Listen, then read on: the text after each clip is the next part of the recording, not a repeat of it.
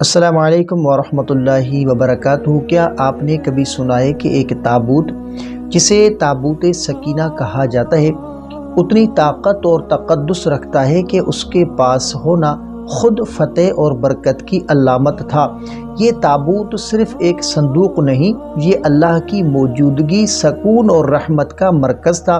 آج ہم تفصیل جانیں گے کہ تابوت سکینہ کب اور کہاں سے آیا، اس میں کیا چیز شامل تھی اور بنی اسرائیل جو ہے وہ اس کے لیے کیوں جد و جہد کرتے ہیں۔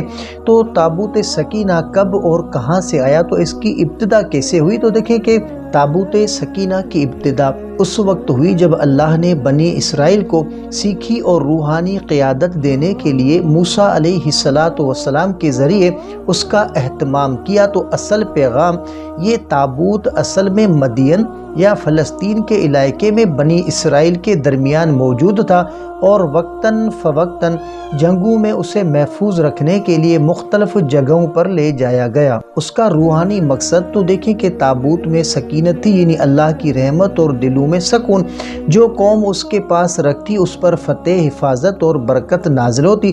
تو تابوت سکینہ میں کیا شامل تھا؟ تو دیکھیں کہ تاریخی اور دینی منابع کے مطابق تابوت سکینہ میں یہ اہم چیزیں رکھی گئی تھی: عصائے حضرت موسیٰ علیہ السلام جو فرعون کے خلاف معجزہ اور قوم کی رہنمائی کا ذریعہ بنی، اور لوح تورات کی ایک نقل جو اللہ کی ہدایات اور قوانین کا مجموعہ تھی، قوم کے لیے روشنی اور رہنمائی کا ذریعہ۔ تو جو اللہ نے بنی اسرائیل کو صحرا میں روزانہ کی روزی کے لیے بھیجے تھے، یہ اللہ کی نعمت اور کرم کی علامت تھی۔ یعنی تابوت سکینہ روحانی، تاریخی اور معجزاتی اہمیت کا حامل تھا۔ تو بنی اسرائیل اور تابوت سکینہ، تو دیکھیں کہ بنی اسرائیل تابوت کے لیے جو ہے وہ ہمیشہ کوشش کرتے ہیں۔ جنگوں میں یہ فتح اور حفاظت کی علامت سمجھا جاتا تھا۔ وہ لوگ جو اسے حاصل کر لیتے وہ قوت، برکت اور اللہ کی قربت حاصل کر لیتے تھے۔ تو دیکھیں کہ تابوت سکینہ ہمیں یہ سبق دیتا ہے کہ اصل طاقت اللہ کی موجودگی میں ہے۔ اقتدار، فتح اور سکون انسان کے اعمال اور ایمان سے آتا ہے۔